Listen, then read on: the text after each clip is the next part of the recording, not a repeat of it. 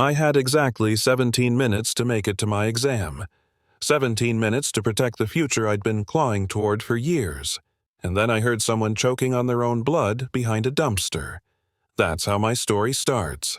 Not heroic, not cinematic. Just one ordinary person realizing all at once that doing the right thing might cost everything. You know what I mean? I was a second-year nursing student in a city that never slows down even when you're drowning. I worked 3 jobs, slept 4 hours a night, and raised my younger brother after our mom passed. People looked at me and saw a quiet girl always early, always apologizing, never causing trouble. The kind of person systems love to step on because we don't push back.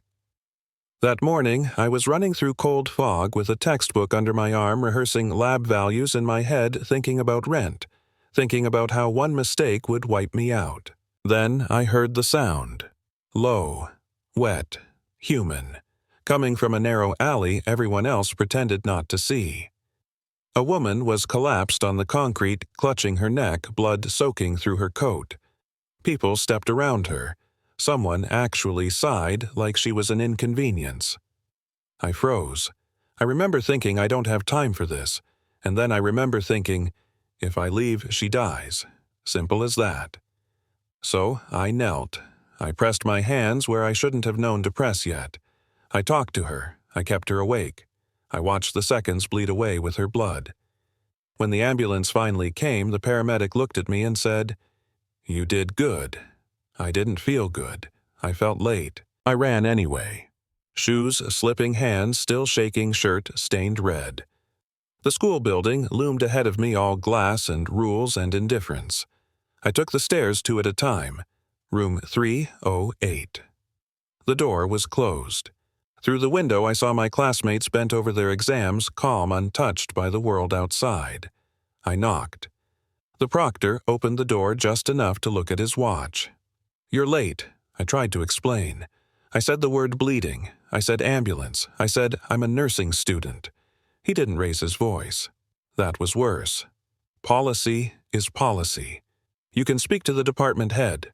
The door closed. That sound still rings in my ears. Her office smelled like expensive perfume and authority. She looked me up and down, paused on the blood, then dismissed it like lint. "You missed the exam," she said. I nodded.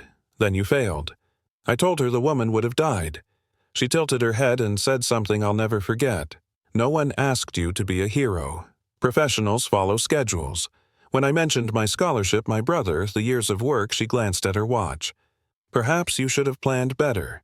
That was it. 0. No exceptions. I walked out numb. People laughed in the hallway. One girl said, "Guess being nice doesn't pay." Yeah, that happened. The email came fast. Scholarship suspended. Tuition due.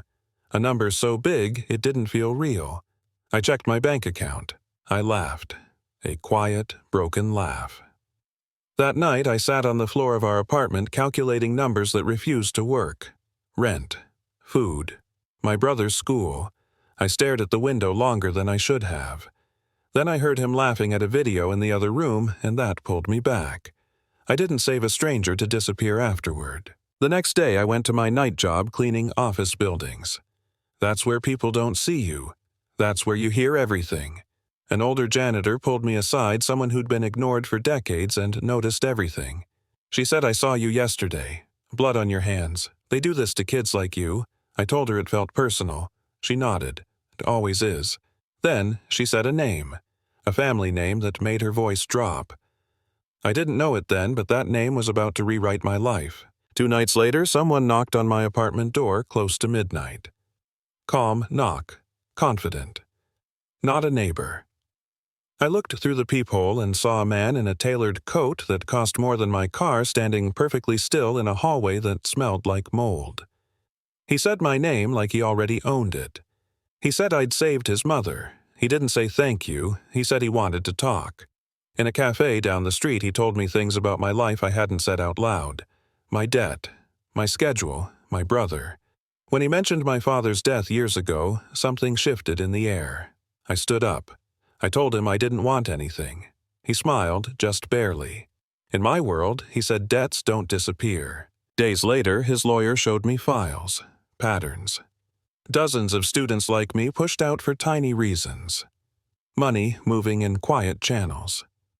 And then the truth about my father, not a random break-in, not bad luck. He'd seen something he shouldn't have.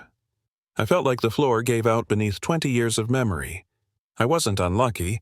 I was collateral. The hearing was a spectacle. The department head spoke smoothly about standards and discipline.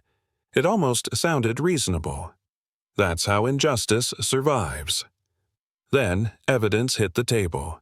Transfers, photos, witnesses. When the man from the cafe stood up and said the woman I saved was his mother, the room changed. You could feel power recalibrating. The decision came fast. I was reinstated. Scholarship restored. The department head suspended pending investigation. My brother hugged me like he'd been holding his breath for weeks.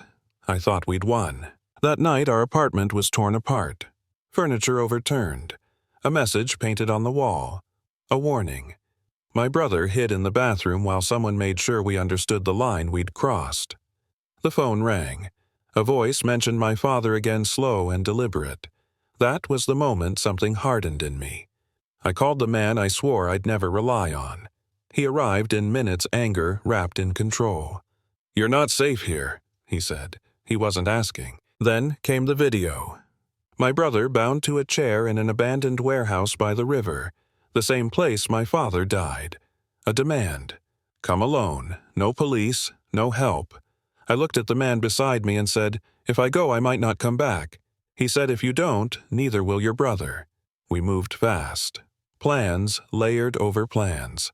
I walked into that warehouse with a wire taped to my skin and fear burning cold in my chest. The man who ordered my father's death smiled when he saw me. He called me stupid. He said, "History repeats itself." I told him my father wasn't weak. I told him I wasn't either. When the doors exploded open and lights flooded the room, time fractured. I hit the floor, covered my brother, and waited. Shots rang out. Then silence. Law enforcement poured in.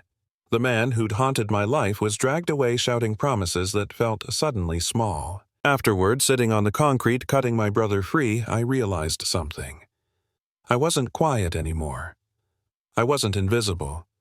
I had stood up, not because I wanted power, because I refused to be erased. A year later, I graduated. Not just survived. Graduated at the top of my class. I started free first aid workshops in my old neighborhood because I know how long minutes feel when help doesn't come. People ask if I regret missing that exam. I don't. I lost 17 minutes and gained a spine. I learned that systems don't reward compassion, people do. And sometimes when you push back, the whole machine rattles. So here's my question to you. Was I right to stop? Was the school right to punish me? Where do rules end and humanity begin? Drop your thoughts in the comments. Argue with me. Share your story. Because silence is how people like us disappear, and I'm done being quiet.